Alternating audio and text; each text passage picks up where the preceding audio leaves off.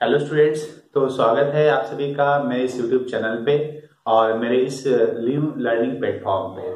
ठीक, तो network theory के आज के फर्स्ट लेक्चर में हम लोग डिस्कस करेंगे अबाउट नेटवर्क एंड सर्किट, जो कि मैं आप लोग को डेमो क्लास में भी कुछ आइडिया मैं आप लोग को दिया था। बट आज के इस लेक्चर में मैं उसको एक ऑर्डर वे में, एक स्पेसिफिक वे में मैं देखूंगा उसे कि नेटवर्क किसको कहते हैं, सर्किट किसको कहते हैं। ठीक है, और उसको डिस्कस करने के बाद मैं बहुत ही इंपॉर्टेंट पॉइंट मैं आपको समझाऊंगा कि नेटवर्क थ्योरी का बाउंड्रीज क्या है। बाउंड्रीज करने का मतलब है कि अगर हम नेटवर्क थ्योरी सब्जेक्ट पढ़ रहे हैं तो कहां कहां पे नेटवर्क थ्योरी को हम अप्लाई कर सकते हैं, ये जान लेना बहुत ही इंपॉर्टेंट है before entering into the syllabus. Syllabus के अंदर घुसने से पहले मुझे मालूम होना चाहिए कि हम नेटवर्क को कहां कहां पे अप्लाई कर सकते हैं, इसके अंदर जो थ्योरम्स हम लोग पढ़ेंगे उसको हम लोग कहां कहां पे अप्लाई कर सकते हैं। ठीक है, सो आज दो इंपॉर्टेंट कॉन्सेप्ट डिस्कस करेंगे about network and circuit, and second the boundaries of the network theory. Clear? तो सबसे पहले हम लोग डिस्कस करते हैं कि सर्किट क्या होता है और नेटवर्क क्या होता है। तो यहां पे हम सबसे पहले फॉर एग्जांपल कुछ कॉम्बिनेशन ऑफ एलिमेंट्स ले रहे हैं, जहां पे एक वोल्टेज सोर्स रखेंगे, रेसिस्टर रखेंगे, ठीक है, और ये मेरा एक रेसिस्टर है।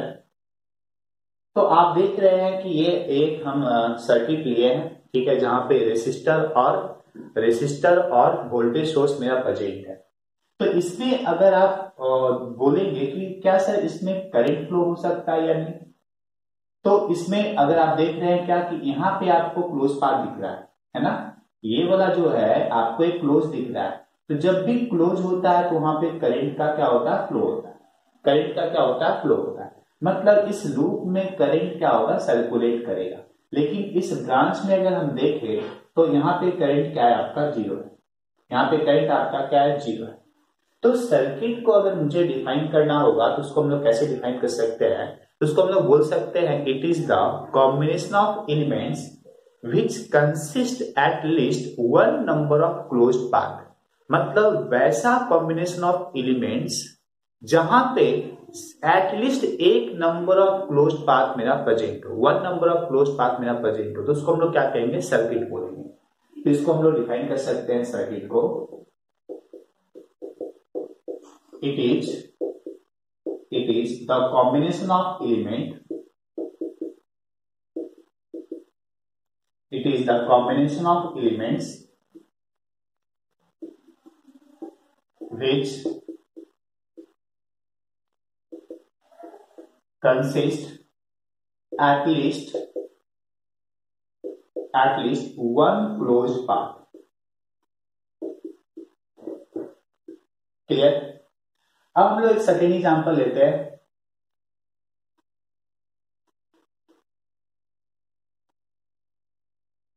ये आपका रेसिस्टर और ये, ठीक है, हम इसको यहां से यहां पे कनेक्ट नहीं किया है यहाँ पे, ठीक है।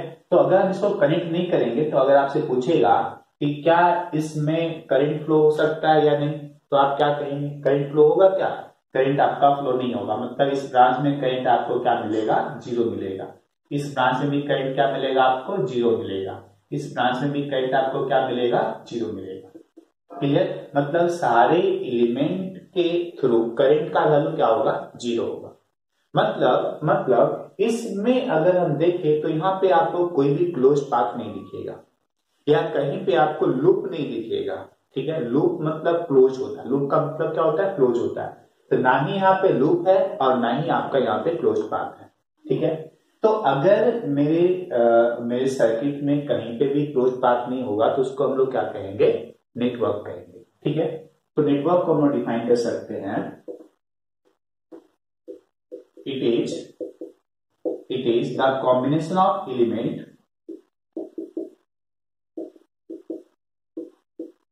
it is the combination of elements which does not consist closed path। देखिए फ्रॉम हेयर आप लोग नोट्स बना सकते हैं।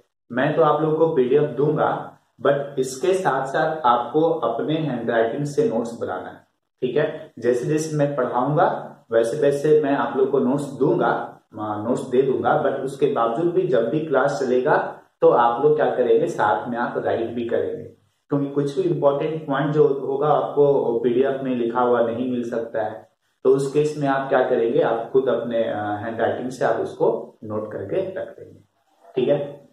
तो ये था आपका basic about network and circuit. तो अगर आपसे कोई पूछेगा कि नेटवर्क का यूज क्या है, सर्किट का यूज क्या है ना।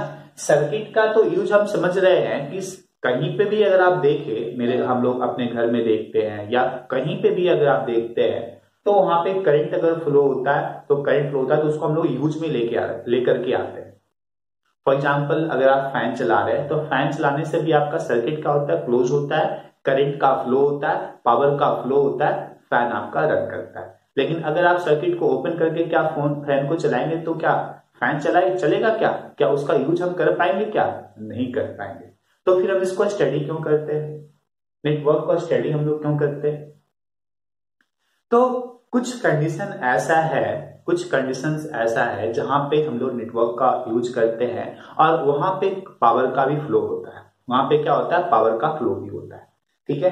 तो हम लोग देखेंगे बेसिक डिफरेंस क्या है या बेसिक पॉइंट्स क्या है या बेसिक रीजन क्या है कि नेटवर्क होने के बावजूद भी करंट आपका फ्लो हो सकता है, करंट आपका नहीं, पावर फ्लो आपका हो सकता है, ठीक है। तो हम एक एग्जांपल लेते हैं पहले। मान लेते हैं सपोज यही मेरा एक सिस्टम है, सपोज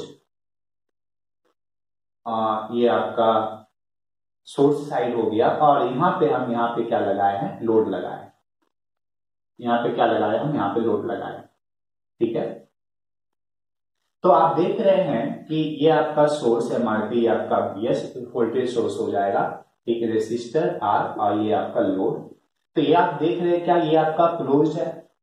तो जब क्लोज होगा तो करंट यहां से फ्लो होगा, मतलब करंट नॉट इक्वल टू 0 होगा, मतलब पावर का जो फ्लो होगा इस सोर्स से इस लोड की तरफ होगा, इस सोर्स से आपका लोड की तरफ होगा, मतलब यहां पे क्या हो रहा है, पावर फ्लो हो रहा है, पावर फ्लो हो रहा है from source to load, from source to load, clear, due to the closed path, due to the closed path. अगर क्लोज्ड पाथ नहीं होगा तो पावर का फ्लो नहीं हो सकता, ठीक है।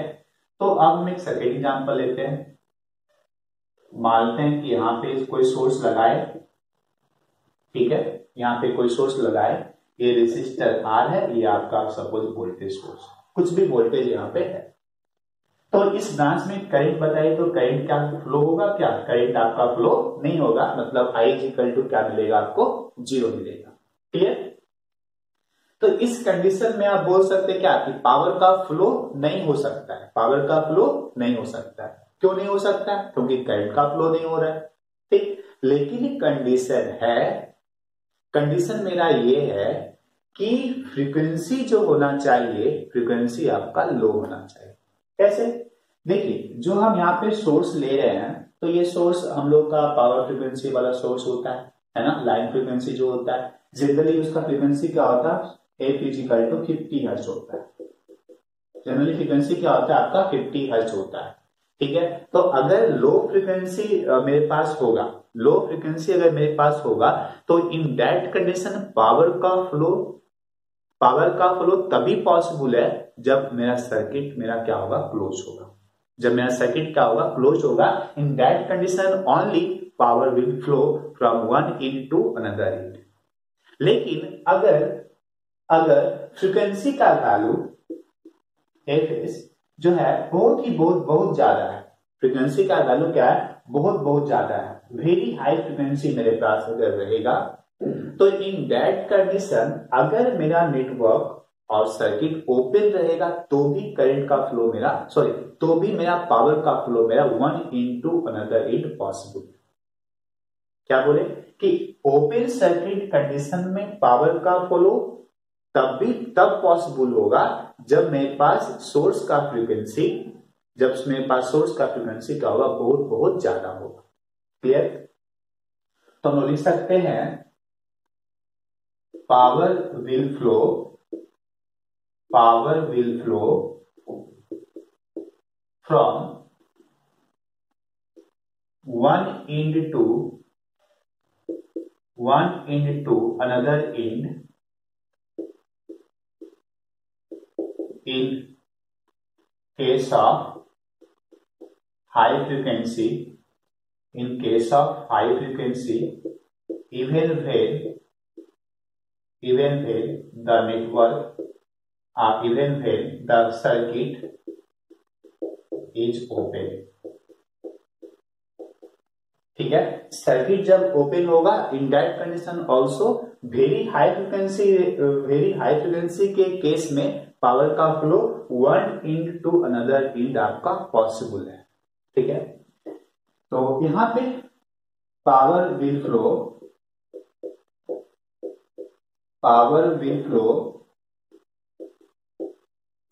From one end to another end in case of low frequency region only if the circuit is closed।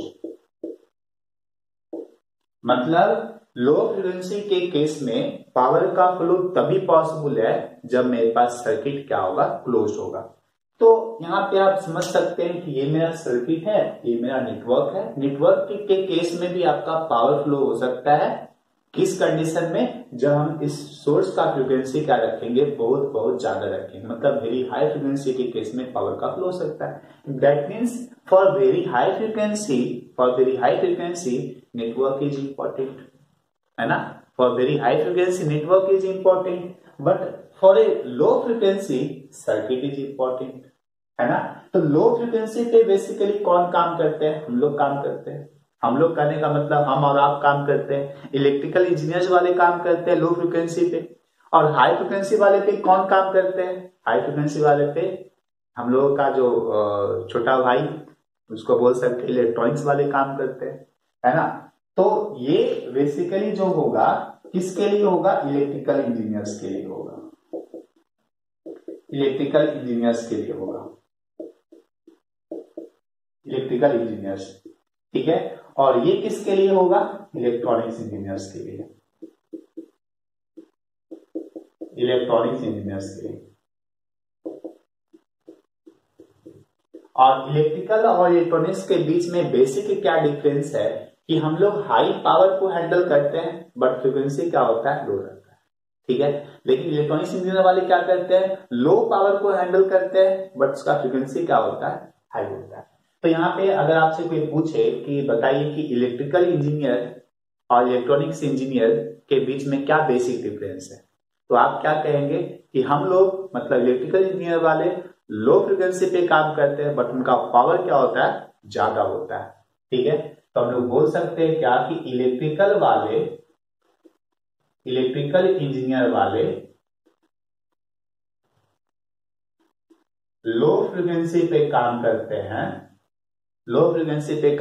हैं, बट पावर क्या रहता है, हाई रहता है, पावर क्या रहता है, हाई रहता है। ठीक है, और इलेक्ट्रॉनिक्स इंजीनियर वाले क्या करते हैं, इलेक्ट्रॉनिक्स इंजीनियर वाले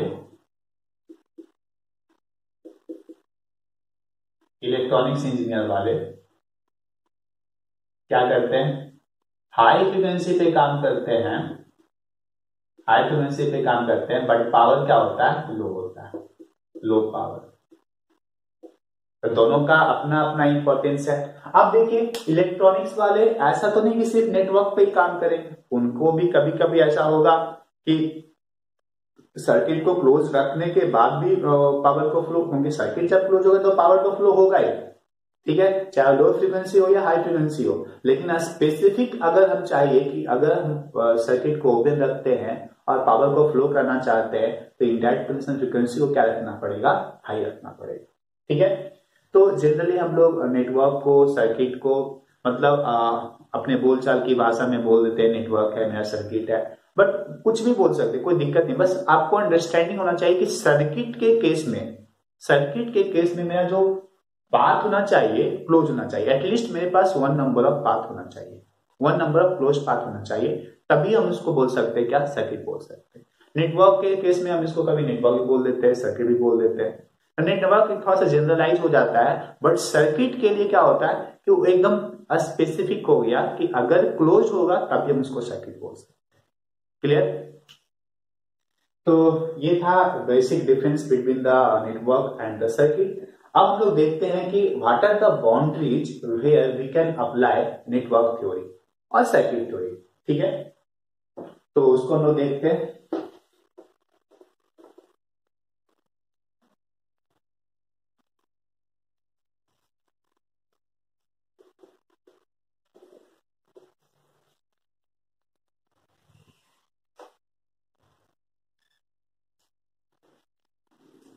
हेडिंग डाल सकते हैं हम लोग, what are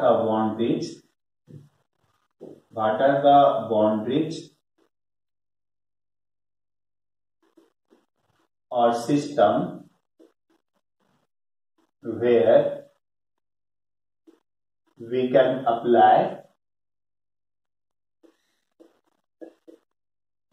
apply network theory. ठीक है, तो इसको हम लोग सबसे पहले जान लेते हैं कौन कौन सा बाउंड्रीज है जहां पे हम लोग नेटवर्क थ्योरी को अप्लाई कर सकते हैं।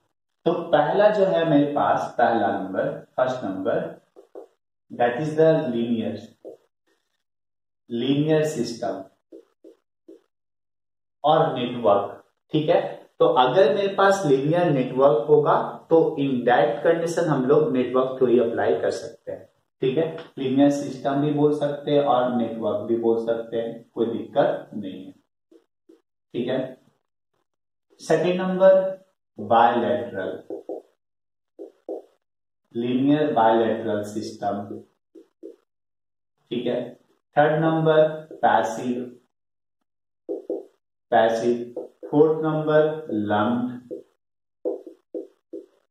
Fifth number, time invariant.